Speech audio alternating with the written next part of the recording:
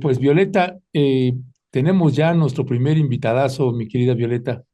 Así es, está con nosotros ya Juan Alberto Cedillo, que nos va a presentar este trabajo Ejido el Bajío en Londres, la demanda contra la minera de Fresnillo PLC. Y qué oportuno, Ernesto, porque bueno, son los segundos hombres, o sea, el segundo grupo también minero, pues más poderoso de este país. Y después, pues de lo que hemos estado viviendo en torno a la REAP, me parece muy oportuno hacer un análisis también de lo que está ocurriendo con este grupo Valde y aquí en particular de esta minera Fresnillo. Así es que le damos la bienvenida. Muy buenos días, Juan Alberto. Gracias por la invitación, Violeta. Gracias por platicar contigo, Ernesto. A tus órdenes. Gracias, gracias. Pues mire, estamos publicando el día de hoy en Rompeviento TV precisamente un trabajo periodístico de Juan Alberto Cedillo, quien colabora en este espacio noticioso y colabora en Rompeviento TV. Y precisamente así se titula Ejido el Bajío en Londres, la demanda contra la minera Fresnillo PLC de la familia Bayeres. Y esta historia que parece interminable, pero también parece, Juan Alberto, que por vez primera, pues se alcanza a ver ya un destello en la oscuridad y pues, pues ya están llegando también a Londres, donde pues esta empresa Fresnillo PLC, pues también tiene actividades allá y tiene que rendir cuentas en ese país también. Cuéntanos, Juan Alberto.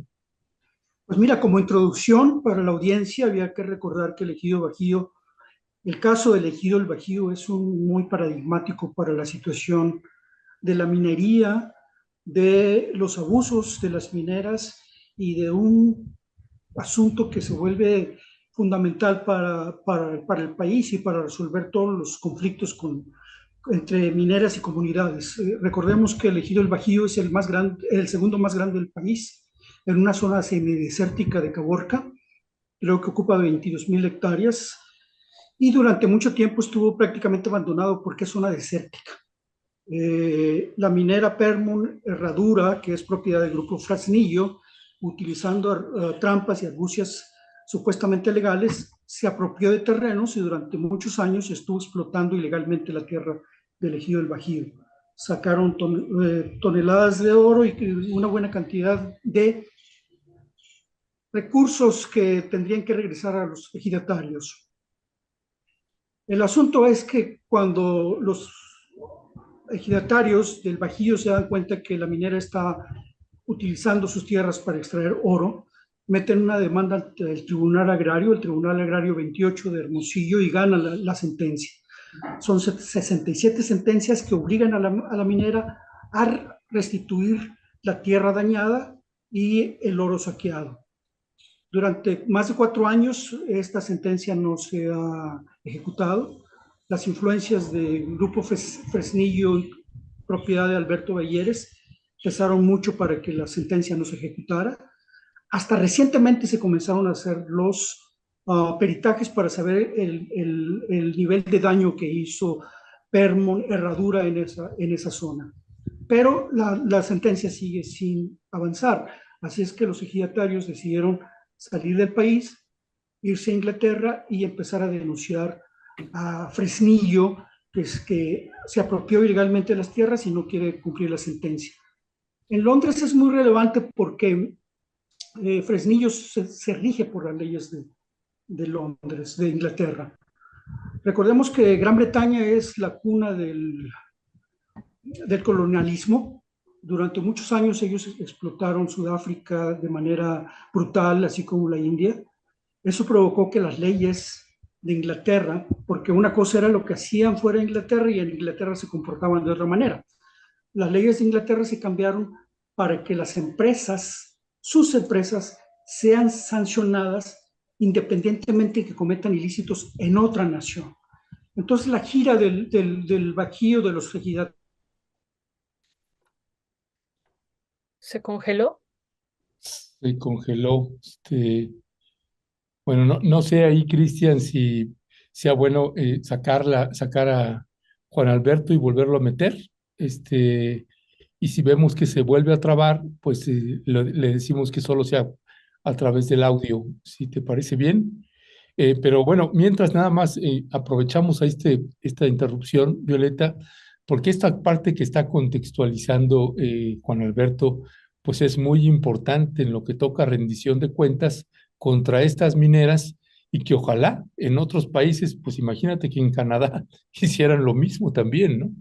Claro, claro. Y bueno, Ernesto, pues ya nos estará diciendo ahorita también Juan Alberto, él cómo ve, qué posibilidad, ya que está en contexto fuera o está en un contexto fuera del poder que tienen las mineras en México. Hay que recordarle a nuestra querida audiencia que Fresnillo PLC, pues es una de las empresas, decíamos, más poderosas e incluso, Ernesto, en la Bolsa Mexicana de Valores está reportados que ellos tienen más de 2 millones de hectáreas, ¿no? En nada más Fresnillo hay que agregarle la otra empresa que tiene también el Grupo Oval en torno a la extracción minera y tan solo Fresnillo es el mayor productor de plata a nivel mundial y el segundo mayor productor de oro en el mundo. Entonces, y bueno, los ingresos, Ernesto, igual que Grupo México, pues son inmensos y ahorita ya está con nosotros otra vez Juan Alberto Cedillo y bueno, le regresamos a él la palabra.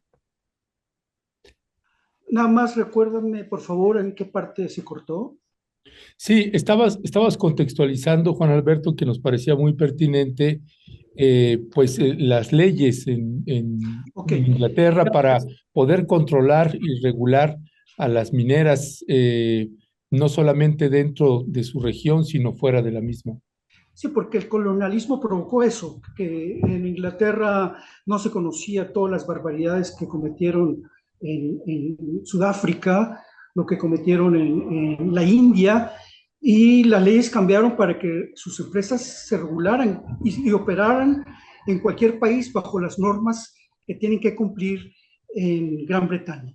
Entonces, el hecho que los ejidatarios hagan una gira, denuncien ante los parlamentarios, denuncian ante organizaciones civiles y de diversos índoles en Gran Bretaña, podría obligar a las leyes de Inglaterra sancionar a Fresnillo y obligarla a cumplir la sentencia que no quieren cumplir en México. Esa sería la importancia que tiene la gira que realizaron los ejidatarios y que se reunieron con diversas personalidades, con diversos parlamentarios y incluso está la posibilidad de que tengan asesoría de estas organizaciones para poner una demanda en Londres contra Fresnillo.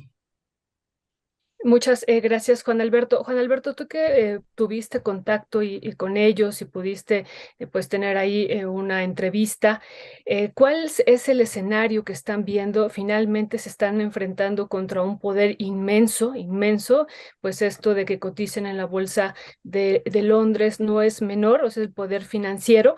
¿Cuál es la perspectiva que ellos estarían viendo? Pero también el cobijo que hay de los poderes económicos acá en México que también digo cotizan allá, pero también aquí se les ha dado, digo, ¿por qué permitieron esta extracción ilegal de oro y ocupar los territorios también sin hacer alguna consulta, sin haber preguntado a los pueblos si daban el consentimiento? Y bueno, ¿cuál sería el escenario que ellos están viendo en este contexto mexicano, Juan Alberto? Respondiendo a la última parte, están esperando que esta gira por Londres y la posibilidad de que las organizaciones y los parlamentarios los apoyen, obliguen a Fresnillo desde Inglaterra a cumplir la sentencia en México. Eso sería como que la parte fundamental. Lo que mencionas de que desgraciadamente durante años se permitió que Minera La Herradura, Grupo Fresnillo, se apropiara de tierras, pues tiene que ver con toda la corrupción y ilegalidad que se les ha permitido a las mineras.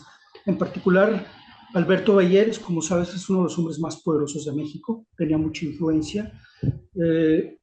Todavía en estos sexenios se le entregó en vida un reconocimiento.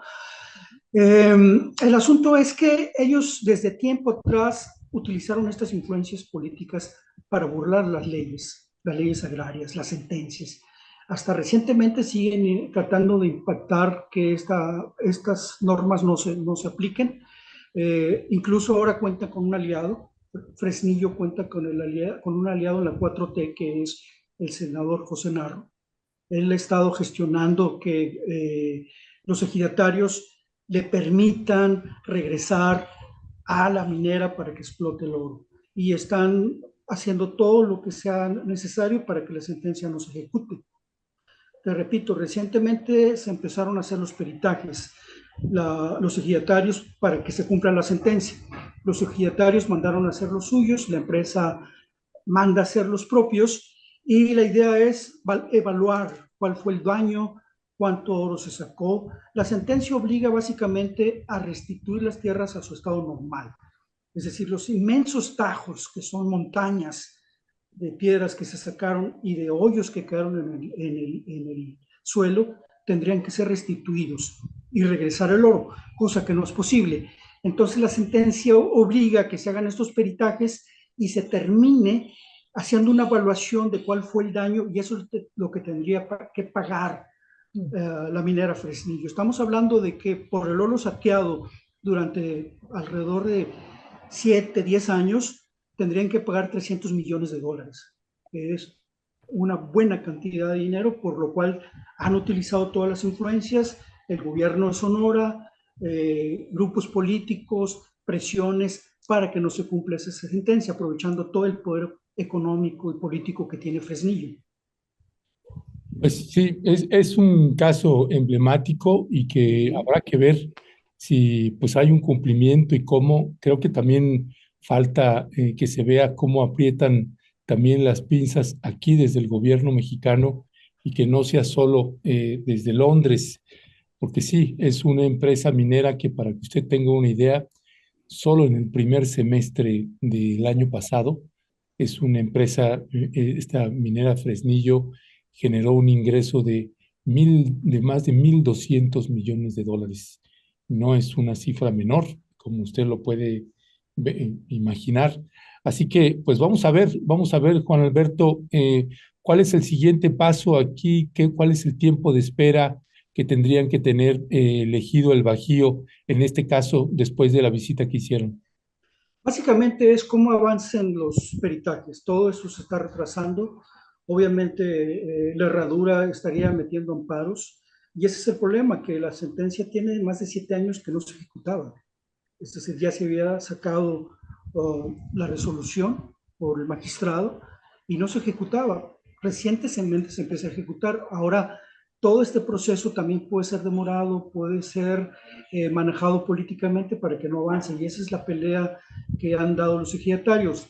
Como contexto, recordemos que han sido agredidos, que han asesinado a 2, han desaparecido a otro, y el crimen organizado intervino también ahí, como intervinieron las autoridades de Sonora a través de Mario Fabio Beltrones, el tío de la pasada gobernadora Pavlovich, y todo el mundo ha querido apropiarse de esas tierras y hacer un lado a los ejidatarios. Y ese es el problema, que tienen años luchando y no se, apenas empieza a ver luz al final del túnel, pero todo esto falta un buen tiempo que pueda concretarse, que puedan recibir la reparación del daño que obliga la ley. Sí, Ya, pues adelante, Violeta, sí. nada más, sé que tenemos que cerrar, nada más Sí. iba a comentar esto que decía Ernesto, de acuerdo al estado financiero de Fresnillo 2022, el ingreso que obtuvieron durante ese año es de $2,432 millones, y ya haciendo la cuenta diaria, Juan Alberto y Ernesto y querida audiencia, de ingresos diarios en 2022, Fresnillo tuvo $6.6 millones diarios. Wow, Diario, o sea, muy wow, cercano wow. también a este ingreso, que esto es ingreso, no es utilidad neta, es ingreso, y bueno, de ahí tendremos que desprender la utilidad neta, pero solo como ingreso está reportado $6.6 millones diario. Pensando en estos $300 millones que tienen que pagar, pues lo tendrían que hacer, lo deberían de hacer por estos ingresos que tienen exorbitantes, ganancias extraordinarias que tienen todos los días, Juan Alberto y Ernesto.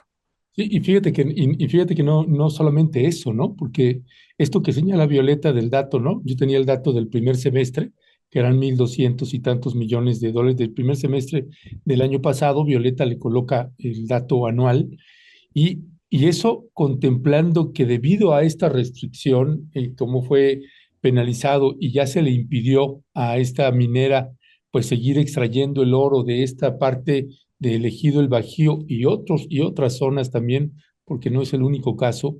eh, Y esta ganancia de 2,000, ¿cuánto fueron, Violeta? ¿Anual? No, de ingresos De todavía la no se ganancia, ah, de ingreso, perdón. son 6 puntos anual, son 2.439.9 millones de dólares. O sea, sí ingresó semestralmente 1,200 millones de dólares. Y Wow. fíjese, y eso que debido a las restricciones y a que fue penalizado o que se le obligó a suspender la extracción, había disminuido en comparación de los años pasados el 54% de sus ingresos. O sea, estos 2,400 millones ya es con una reducción de la que estaba acostumbrada la familia Balleres a través de esta minera. Es una reducción del 54% de los ingresos que tenía antes.